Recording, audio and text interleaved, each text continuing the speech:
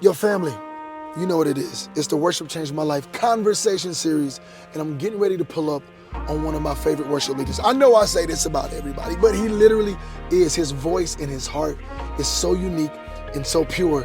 And we're going to drop off some merch. And you know we're going to ask the question, how did worship change your life? Let's go.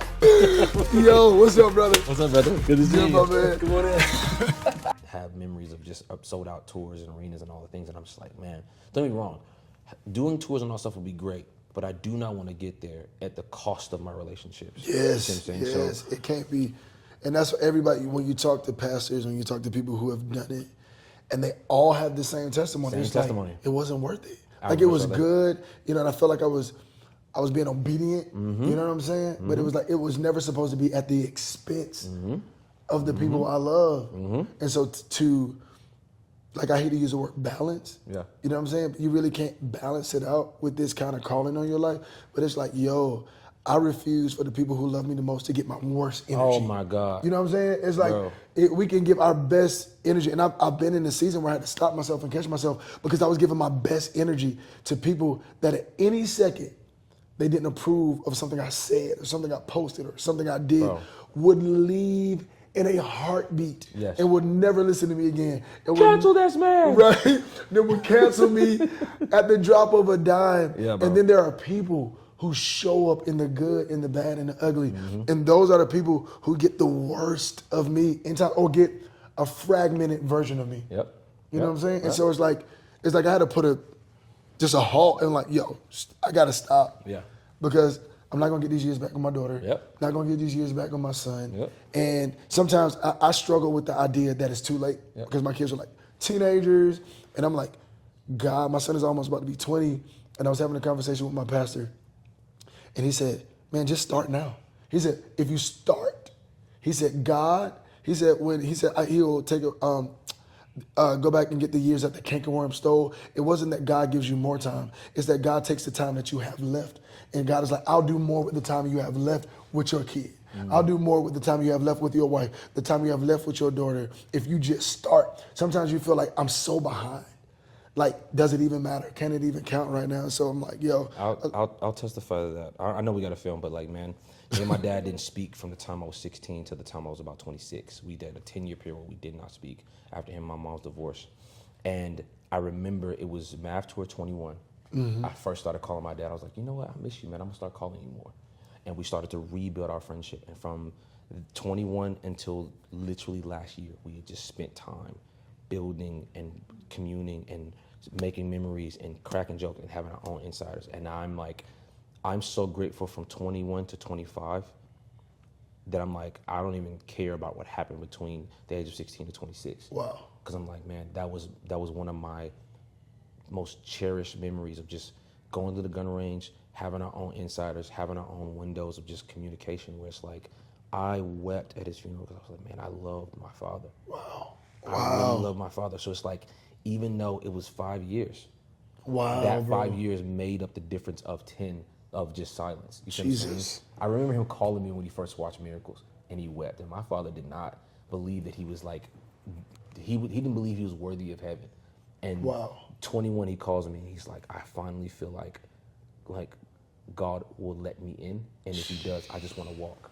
And I can't wait to get there, and I can't wait to see you and your brother there. And I bawled my eyes out. You see what I'm saying? It's like, so I think like, I would testify as from the son's standpoint, or from the son's seat of my father, literally just starting will make up the biggest difference over the next 10, 15, 20 years. That's so strong. So don't feel like you've missed any time. I think you should feel encouraged that like, just starting now.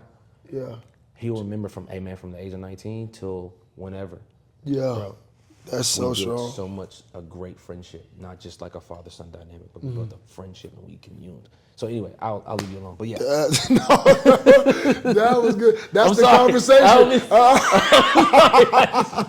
Man, she is weeping. I'm like, that's the just best conversation we can. Just to let you in where I've been for the last 7 months. Like, man, I love my pops, and I'm like, I cried tears of grief, but like we did grief joy and gratitude because of it. Because I'm like, I'm grieving his loss. I'm grateful for the memories and the moments that we had, but I have joy and hope for the fact that our relationship might have paused, but it picks up on the other side of eternity because for somewhere along the line, he believed that God was able to even redeem him, and that through his redemption, now I get to see him again on the other side of eternity. You see what I'm saying? So, anyway, bro. And here's the thing. One of the most beautiful parts of that is that you having the courage, right? Because it would have been so easy to be like, nah, because of the past, I'm good. Because that's where most people live. Oh, yes. Because of the past, I'm good. I don't have to. You didn't do this or you didn't do this. I'm here. God has blessed my life. Maybe feeling like in spite of you. You know what I'm saying? But having the courage and the Jesus nature to be like, nah, I want a relationship with my dad. And to take the courage to make the call to initiate something that would have been so easy to neglect. Oh, yeah. So easy to be able to harbor feelings because of what may have happened, whatever. I don't know the story, but it would have been so easy to be like, nah, I'm good. The courage and the heart and nature of that's Jesus, bro. Yes. That's a Christian, it's bro. only through him like literally melting a heart of stone. A lot of people like they fight God and they're like, no, I'm protecting this stony heart that I have, and I'm like, it does take courage. That's literally the word that I've been sitting with God for the year. It takes courage to allow him to like start to massage out all of the hard, like stubborn places of your heart, to soften it, to make it a heart of flesh again. But yeah, it definitely does take courage. But man, I don't regret one moment of it, man. Not one moment. Yeah, I want to encourage. This is the conversation. this like it would be crazy to start another conversation. Like this is such a God moment. Like this, like I want to encourage like somebody like start. Like Literally just start. Call them. Yeah. Like let your pride down, man. Yeah. You would be amazed at what God can do, right? Yes. What God can birth, or Yes. what God can mend, or what God can heal. What he can redeem, Yes. what he can restore. Like you would be surprised what God can do.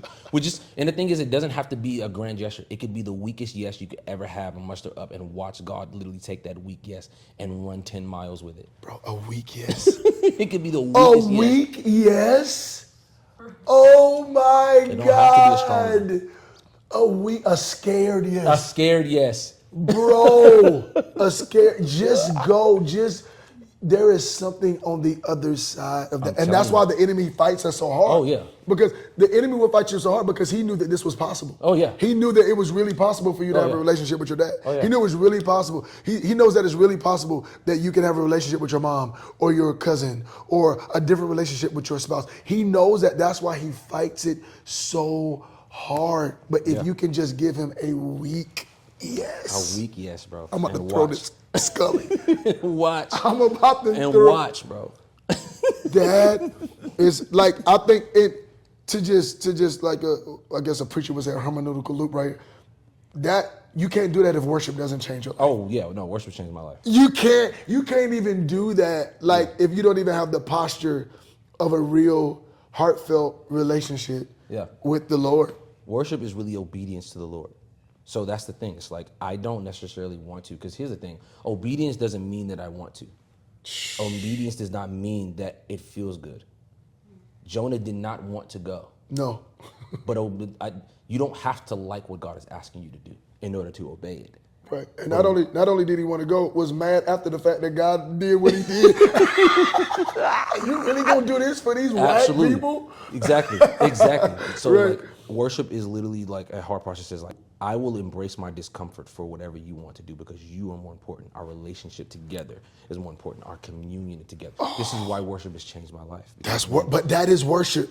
That's the part that we miss. I tell worship leaders all the time, God is gonna get more glory from your life outside of a platform, off of a platform. Bro. Like he's going to get so much more glory in the way that we treat each other, in the way that we communicate, in the way that we love, in the way that we face our fears. Like people don't understand. It's like, you want this spotlight to say, God, take this gift that you gave me and I want to bring you glory with this gift. And God is like, I gave you the gift, but it's like, no, it's like I can do more when you don't have a microphone in your hand. Bro. If you just submit your life. Submit your life. I beseech you, therefore, brethren, by the mercies of God, that you present your body. Present your body. That is your reasonable act of worship. It's reasonable. Like giving him you. That's only fair. It's reasonable. Like not me singing, not me playing an instrument. It's like when I give him me, it's the most beautiful thing that I could ever do. Yeah. Is the greatest song Yeah. I could ever sing. Yeah. Is by saying yes. Yeah. Imagine who's watching this, whoever's watching this. Imagine you and your mom or you and your dad haven't spoken in 5 years. And then you decide to take that weak yes and say, God, I'm going to pick up the phone and call.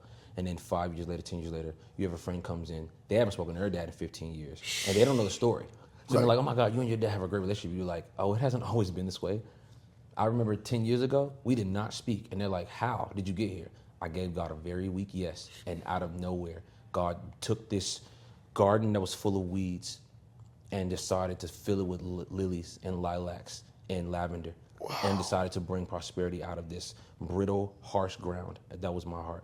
And now look at it, we're able to reap the abundance. And that would be the catalyst that will cause that person to pick up the phone and call their relative and be like, if God can do it for this person, then he can definitely do it for us. You see what I'm saying? And wow. That's glory from God. It doesn't have to do with platform. Yeah. It can literally be your life. My mom used to tell me this all the time. She said, fashion your life after the word. Your lifestyle, your decisions might be the only Bible someone gets a chance to read. Yeah. Yes. You see what I'm saying? Yeah. So anyway. Yes.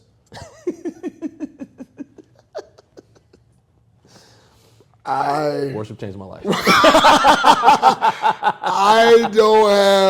I don't want to mess this up. You should really give a weak yes. Yeah. You should. That's my encouragement. Yeah. This is the fruit of worship. Yeah. Yeah. It's the fruit. Yeah. It's the fruit of worship. Yeah. This is what worship produces. Yeah. When you really give God not just my gift, not just my talent, yeah. but when you give him all of you, yeah. and you submit your life to the Lord, and you allow him not just to be your savior, but to really be your Lord. Yes. And lead and guide your life. When you submit your life under his lordship, this is the fruit of it. Yes. And it's so beautiful if you just have the courage. Yeah. You got to have the courage to give him a weak yes. I'm done. Yeah, I'm not messing this up. Receive this. Go pray. Go make a call. Go get on your knees. Go worship and give God a weak yes. And I promise you, there's something on the other side of it. Go get this merch and stop playing. Oh, that merch. When I tell you this, I don't care about this conversation. Yo, I'm about to go hang out with my son. Yeah, brother. Go. I'm about to go spend some time with my kid. These are the conversations that I wish I had 15 years ago. Oh, bro. You know what I mean? These are the conversations I wish somebody would have, instead of telling me, you need to get on this or try to get this or work hard and create YouTube content so you can be on this gig or get on this platform. And it's like, no, go play with your kid outside. Bro. Go be a man of integrity in front of the people who think you're their hero. Oh, bro, yeah. You know what I'm saying? Oh, yeah. Like this is the greatest thing we'll ever get to do. Apostle Damon talked about this once. He said, what if your contribution to the kingdom is just raising a family in the ways of God? He said, that's the story of Boaz and Ruth. They literally raised Obed. Obed raises Jesse. And then his great-great-grandson David is the one that was called by God to restore the Ark of the Covenant and behead Goliath. And then called a man after God's own heart and said, I'm going to allow them to call my son your son throughout the history of the book. Because when Bartimaeus found him, he said, Jesus, son of David, have mercy on me. But literally, it only starts with Rahab then to get down to Boaz and Ruth. You see what I'm saying? Yes. Literally, just raising your family in the ways of God might be the only thing God needs you to do for the kingdom. And can you be cool if that's all he needs you to do? Can you be cool? Can you be cool if all he wants you to do is lead those 40 people in your church? Oh, yeah. Every Sunday. Oh, yeah. Can you do that with passion and conviction and be content and be happy that I get to do this for the Lord, that the Lord actually trusts me with 40 souls a week, 25 people, 100 people, just whatever. My household. Yes. Noah was just trusted with my household. Yes. Can that be good enough? Yeah. Because it is good enough. Yeah. Because of, like you said, like you're raising someone, you're mentoring someone who's going to impact somebody else's life, and they're going to impact somebody else's life. It's like you may never even see the fruit of it. Never. You may never see the fruit of it. Yeah. But you have to allow yourself to see that it's worth it. Yeah. It's worth it. I don't want to mess it up. If we don't stop, there's going to be more and more and more. So we're going to have to pull the plug. This is the conversation of two guys who can honestly say without hyping and worship changed our life. Changed my life. And it'll change your life. Amen. Give God a week yes. Thank you. Yeah, I got you. I got you. This was good. This was enough. Thank you, Lord. Thank this you, was Lord. good. We're done. That was so perfect.